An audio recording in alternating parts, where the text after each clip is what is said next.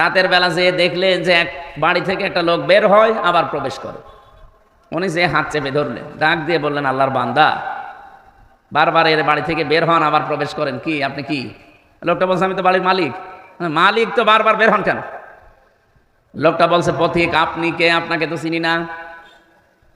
আমার স্ত্রীর সন্তান সম্ভবা, এমন একটা বিপদে আমি আছি, এরকম বিপদে জীবনে আমি পড়ি নাই।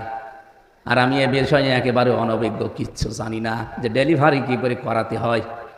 স্ত্রী ব্যথার যন্ত্রণায় ছটফট করছে, বাধ্য হয়ে বারবার বাইরে আসি আবার ভেতরে যায়। হযরত ওমর সঙ্গে সঙ্গে বাড়িতে গেলেন, স্ত্রীকে ডাক দিয়ে বললেন, আব্দুল্লাহর মা, আল্লাহ জান্নাত বিক্রি করছে, যদি কিনতে চাও আমার সাথে দৌড়াও।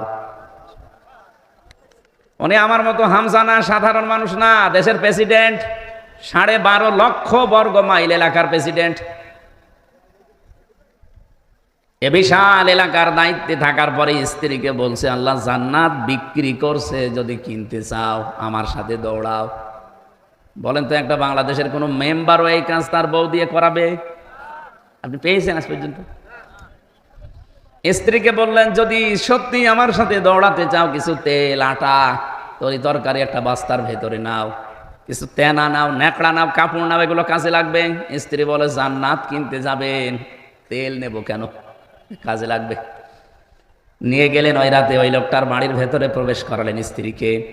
বাইরে দাঁড়িয়ে আছে, কিছুক্ষণ পরে আওয়াজ এলো, খলিফাতুল মুসলিমের, আপনার বন্ধুকে সুসংবাদ দেন, তার একটা পুত্র সন্তান হয়েছে, ছেলেটাও ভালো আছে, মাও ভালো আছে। হযরত ওমর সঙ্গে সঙ্গে পড়লেন আলহামদুলিল্লাহ। পাশে যে লোক বাড়িওয়ালা, ও তো বলছে ইন্না লিল্লাহ। হযরত ওমর বলেন, আপনি ইন্না লিল্লাহ পড়েন, আপনার তো আরো খুশি হয়ে আলহামদুলিল্লাহ পড়ার কথা। লোকটা বলে, খলিফা আমি আপনাকে চিনতে পারি না, রাতের বেলা, মেহেরবানি করে আমারে মাফ করে দেন। বাড়ি থেকে কিছু টাকা নিয়ে এসে লোকটাকে খলিফার হাতে দিয়ে বলে, এই টাকাগুলো ওই যে রাতের বেলা যে নার্স নিয়ে এসেছিলেন, যে মহিলা নিয়ে এসেছিলেন, সেবিকা, ওই মহিলাকে দিয়ে দেবেন। হযরত ওমর বলে, ভাই, রাতের বেলা যে মহিলাকে নিয়ে এসেছি আপনার স্ত্রীর খেদমত করানোর জন্য, ওটা পেশাদার নার্স না, ওটা সেবিকা না, ওটা ধাত্রী না, ওটা আমার নিজের স্ত্রী, ওর টাকা দেওয়া লাগবে না।